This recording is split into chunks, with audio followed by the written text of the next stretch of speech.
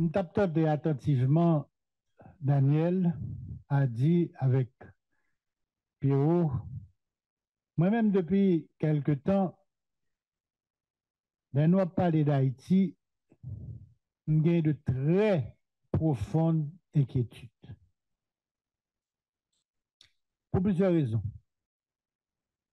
Bon, naturellement, il y a cette crise qui dévore ce pays, qui ne finit pas de le dévorer. À un point tel où on a l'impression que la crise, pas en crise encore, vit dans l'état normal. Laisse arriver dans l'histoire en pays, c'est plus que grave. Mais en même temps que on vivre dans un pays qu'on a l'impression, pas l'impression, c'est une vérité, qu'a effondré, l'État a effondré, société l'a désarticulé, peuple a noyé, ne parlons pas de la nation, elle n'a jamais existé. Mais en même temps qu'elle prend une spirale ça, de décadence et de faillite, ça, l'histoire lui-même, l'histoire au niveau mondial, apprend un chemin. Et que nous voulons que nous pas voulons, nous-mêmes comme Haïtiens, même quand nous sommes au radeau qui a dérivé, mais que nous voulons que nous pas voulons, nous sommes un fleuve qui a fait un cours. Et ces derniers temps, avec une impétuosité alarmante, est-ce que nous réfléchissons qu'en même temps que nous avons un pays qui a dérivé, et en même temps, l'histoire apprend leur cours au niveau mondial parce que système qui boit pays ça, qui fait, qui défait, qui refait, qui crase, qui est le capitalisme. Journée aujourd'hui, la vive un moment, lui-même tout, qui est crucial pour l'avenir. Et ceci de quelle manière? Parce que l'inonphase côté un affrontement violent, brutal,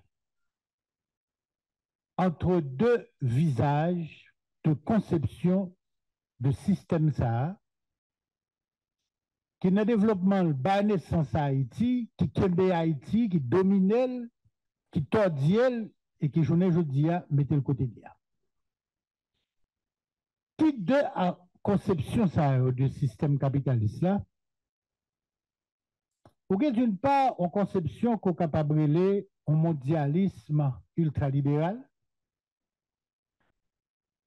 ou c'est une conception tout qui marchait avec la guerre, de tous côtés, guerre en Ukraine, guerre en Israël, guerre en Syrie, et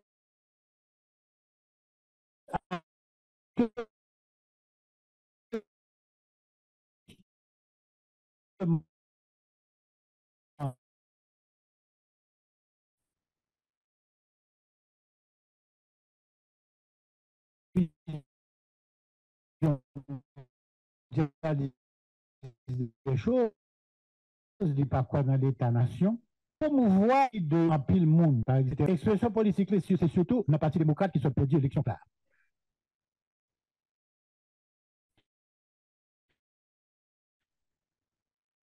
Maintenant, l'autre capitalisme,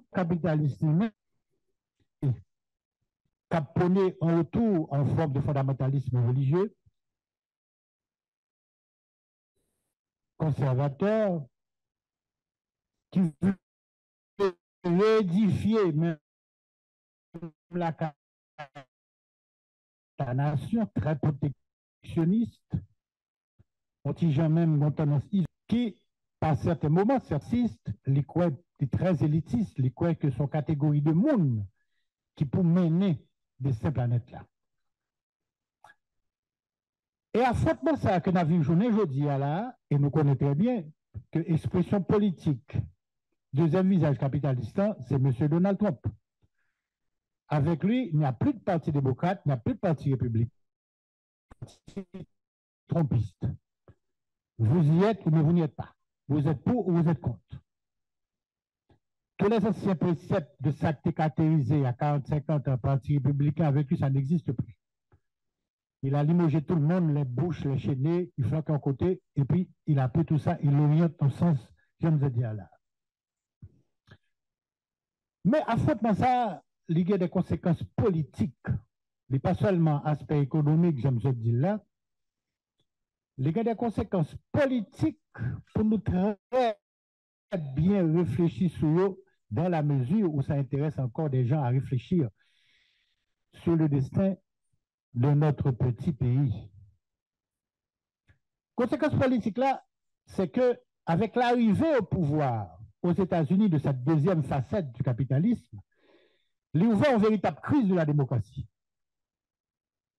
La démocratie dite libérale. Les moteurs de comme d'adou, ça n'a pas mis aucun côté, que nous désordre, que nous décadence. Et il mettait devant toute question à faire LGBT, transgenre, des bagages qui lui-même n'est pas qu'à admettre, qui pour lui-même, fonctionnant vision pâle, sont décadence et une faillite de l'humanité. Et à qui ça que je vais retourner? Il voulait retourner à ce qu'on appelle le pouvoir autoritaire. Et il marquait deux gestes qui sont très éloquents. Pour même lui dire, des pauvres mettre l'ordre dans le pays où tout sont fait légal. Et puis c'est l'ordre de mettre. Et puis c'est désordre ou fermé, tout sont fait les bons, les légaux. D'un côté, il paraît, nous même nous vivons des ordres sans fin, il paraît nous très bon pour nous, mais de l'autre côté, tout le très dangereux. Deuxième bagaille tout, ils posent un geste qui a pile signification. Pays que l'a dirigé, je ne dis a fait que droits de l'homme, Nations Unies, Commission des droits humains, le tir contact. Les deux que tout monsieur qu'on a pradé dans notre pays, on a des droits de l'homme qui t'a touché les SAID, nous sommes bon qu'on était encore, c'est la guerre. Nous connaissons des gens qui sont contents, mais en même temps, tout, sachez que c'est quelque chose aussi qui a sa part de danger. Et c'est pourquoi il y a certains monde qui dit attention, monsieur ça, le poté à courant ça. Il y a la des génotypes et même des phénotypes de ce qui s'appelle le fascisme dans le temps. Mais en même temps, pour le monde haïtien 2024-2025, qui a vu nos sociétés en décrépitude, nos l'État qui a effondré nos pays à la dérive, il faut réfléchir en pile pour qu'on soit fait et que j'ai quoi pour orienter Bakou. Bon, ça suppose au départ que dans l'État pays, il y a vraiment pour la première fois depuis très longtemps des hommes d'État. Je ne parle pas de politiciens à la petite semaine qui cherchent leur beurre pour mettre sur leur carotte. Je parle de monde qui a réfléchi vraiment sur des questions sérieuses. Mais rappelez-nous, peut-être qu'il y a des gens qui parlent comme ça. Individu que le Donald Trump là, qui était président la première fois déjà, l'ITG derrière un esquisse capable de relations en façon de pays sacré l'Haïti. Nous souhaitons poser un geste qui t'intrigue depuis longtemps. Mais le président la première fois, il était retiré Haïti de ça le chapitre 7 Nations Unies. Ça lié chapitre 7 Nations Unies. Il était dit pas d'accord avec ça, qui ça chapitre 7 l'a dit. Il dit le Conseil de sécurité des Nations Unies constaté existence d'une menace pour la paix régionale dans un pays. Même les Nations Unies, il doit conserver ou bien mettre sous pied un contingent de forces aériennes qui est capable d'utiliser immédiatement pour une action internationale. Le président de la République dit ça, pas d'accord avec. Deuxième chose que M. te dit encore, c'est qu'elle dit qu'elle constatait que résolution ça, elle était venue au moment côté Fonds monétaire international, BID avec Club de Paris, de forcer Haïti, là nous sommes dans les années 2004 et 2006, adopter une clause, la clause du pays pauvre très endetté, qui te retire dans main Haïti droit pour prêter l'argent sur le marché financier. Haïti, le ça, de contenter uniquement de dons et de l'humanitaire. Et le ça, il a inventé une clause spéciale pour Haïti pour entrer dans la catégorie ça.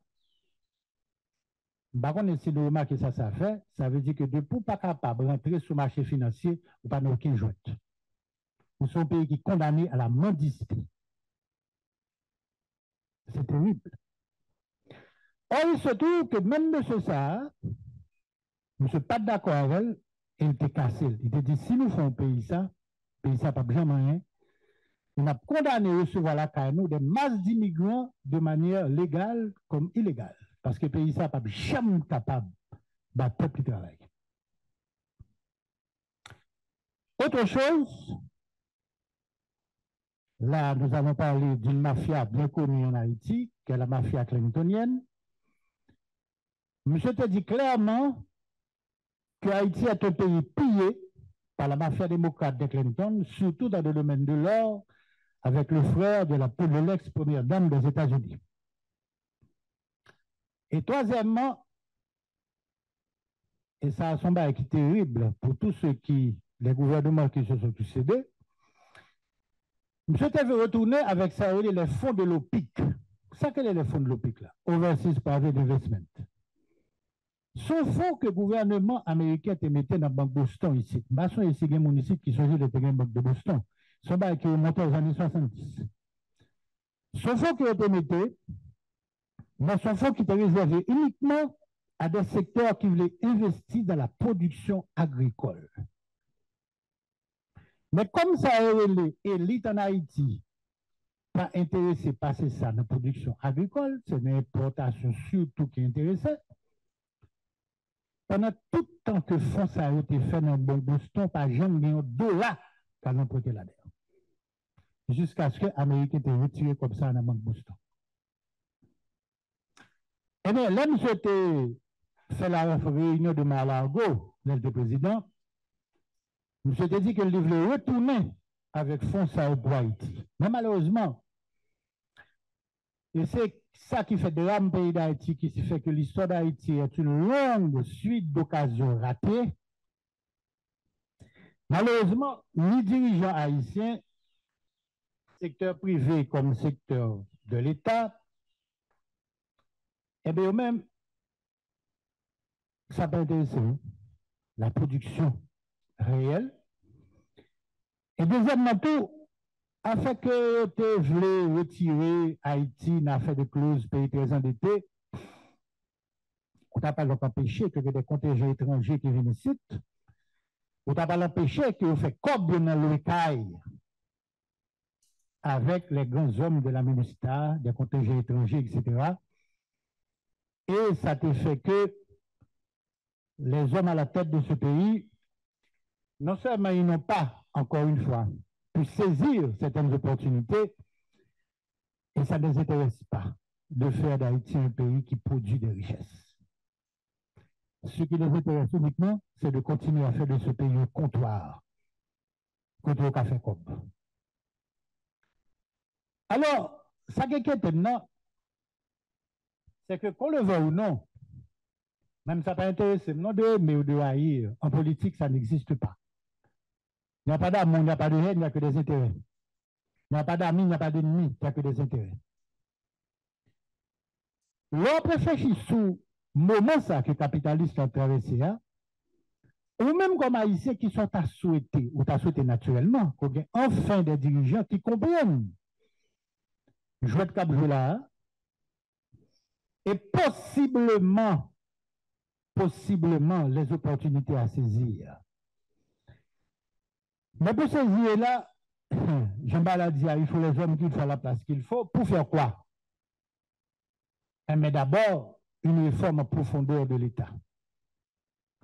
L'État sacra est construit de telle manière à implanter, à favoriser et à entretenir la corruption. On ne peut pas parler aucun côté à l'État ça. Il faut réformer tout à fait de manière à ce que pour le capable baou, on stabilité, on sécurité pour au moins 20 ans encore. Et maintenant, pour faire quoi en termes de mesures? Je vous rappelle que le résumé que m'a fait à l'inscrit exactement droite ligne de ça, certains idéologues, théoriciens de la haute politique et tous ces universités fait le bien, c'est de jouer sur les contradictions entre les grands. Jouer sur les contradictions de grandes puissances. À chaque fois, opportunité s'est présentée dans l'histoire, c'est le moment pour les peuples opprimés, pour savoir les petits pays, le faufiler, le prendre chanson. Ça a une petite fenêtre d'opportunité. Et sur ce point, toujours aimer répéter cette phrase d'un homme que mon admiration sans bonne pour lui, c'est Ho Chi Minh, l'homme du Vietnam. Il était toujours dit Ho Chi Minh, qui est finalement? Au Washington, au Moscou, je dis non. Pas ni Washington, ni Moscou, ni Pékin, m'a ajouté le bout, mais Hanoï. Mais à jouer sur les contradictions entre pour être capable de profiler pays PAMNA pour l'avancer. Alors nous devons réfléchir comme ça. Cette lutte entre les grands dégage de l'espace pour pouvoir repositionner Haïti moyennant que dans la tête des mondes qui ont des carrières d'hommes d'État qui sont capables de réformer l'État pour la sécurité, pour la stabilité. Et le ça qui ça pour ta fête. Moi, je crois qu'au niveau international, nous parlons en face nous des régimes à faire de démocratie ultralibérale, la mondialisation, il n'y a pas qu'on a lien encore. Vous parlez pour négocier en face avec un triangle. Triangle constitué par des États autoritaires, pas bête nous mentir. C'est ça qu'a profilé là. L'Ukraine est en train de faire les fruits de ça. Taïwan qui a fait les fruits prochainement. Triangle, c'est qui ça? C'est les États-Unis au sommet et puis les deux bases, la Russie et la Chine. On même dégage en même temps. Ce ne sont pas qu'à dégager tout le monde. Alors, qui ça pour essayer de joindre la donne? C'est profiter d'accords multilatéraux pour diversifier les échanges par des joint ventures, la sous-traitance, la co-traitance entre entreprises locales. Deuxièmement, il faut tendre la coopération internationale. Il faut étendre avec tout pays possible et imaginable. À tous les points de vue, universitaires, technologiques, culturels, sportifs. Il faut relancer la production agricole, agro-industrielle, en attirant des capitaux, tant haïtiens qu'étrangers. Mais pour ça, un travail phénoménal qui peut faire grâce à la restauration de la sécurité et à la mobilisation totale de la jeunesse qui travaille pour eux, parce que ne pas attirer aucun capitaux, ne sont pas fait cadastre, ne sont pas ménager territoire, ne sont pas identifier les individus, ne sont pas identifier la propriété, ne sont pas connaître la tenue du sol, ne sont pas remembrer les terres arabes, et ne sont pas former les jeunes dans des domaines comme l'agriculture et comme la pêche. Là, ça, tu remembres les classes populaires, tu élargis les bases des classes moyennes et tu as une société équilibrée. Après ça, il faut que l'État lui-même réoriente l'aide publique au développement. C'est lui-même qui parle de mettre construire des infrastructures, ports, aéroports, énergie. Ça les ports de transbordement parce qu'au pas dans la Caraïbe, côté un fort pourcentage du commerce maritime international qu'a fait, et ce n'est pas pour rien que M. Trump a voulu reprendre le contrôle des deux ports du canal de Panama, pour même ne pas faut-il gagner des ports à Port-de-Paix, au Caille, à Port-au-Prince, au Cap, quand on capable accueillir des bateaux qui transbordés. C'est un manque à gagner extraordinaire. Et n'oubliez pas que la Caraïbe, jusqu'à date, est une zone de paix. Depuis qu'il y a paix, il est favorable à l'investissement, il est favorable au commerce. Et n'oubliez pas aussi que dans la Caraïbe, toutes les grandes puissances de la Terre sont présentes. Amérique, n'en parlons pas. La Chine est partout, sauf en Haïti. La Russie est tout pour le Venezuela, là pour faire l'ambassade de la République dominicaine. La Hollande, l'Angleterre, la France, tous sont dans la Caraïbe. Tout a brassé comme. Nous-mêmes, nous ne pas faire good. Sauf bien sûr, dans l'agence là et son catégorie qu'on fait. L'autre bagaille, il faut repenser la politique de zone franche. Non seulement zone franche industrielle, mais zone commerciale, zone technologique et zone de service. Nous connaissons aussi bien que moi. Que des fois, l'or est par exemple American Airlines pour faire réservation. Mon qui répond non. C'est pas Miami, non, il n'est pas Dallas, non, il est jusqu'en aide. Pour ça, t'as en Haïti tout. Donc, en d'autres termes, je pense que nous-mêmes Haïtiens, nous sommes en phase.